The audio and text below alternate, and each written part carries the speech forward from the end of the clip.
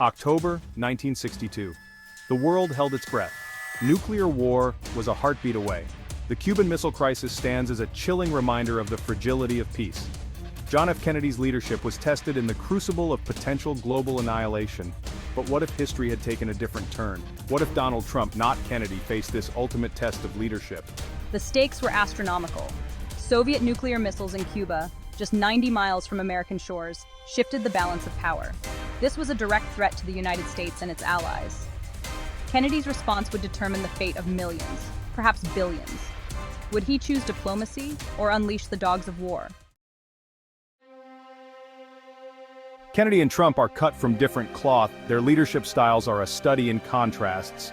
Kennedy, the cool-headed pragmatist, believed in deliberation and consultation. He surrounded himself with experts. He weighed options carefully. His decisions, though slow at times, were calculated to de-escalate the crisis.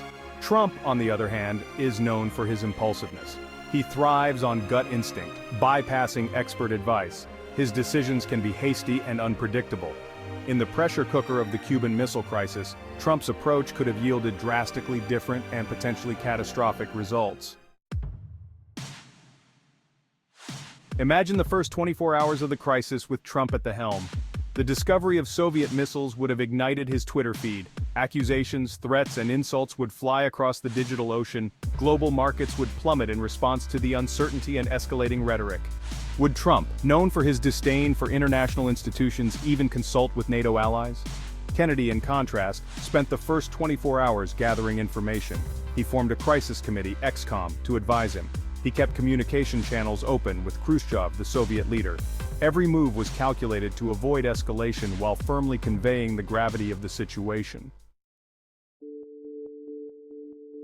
Alliances tested, the fragility of trust in a time of crisis. The Cuban Missile Crisis tested the bonds of the Western alliance. Kennedy, despite pressure from hardliners within his administration, understood the importance of international cooperation. He worked tirelessly to secure the support of NATO allies. He presented a united front against Soviet aggression.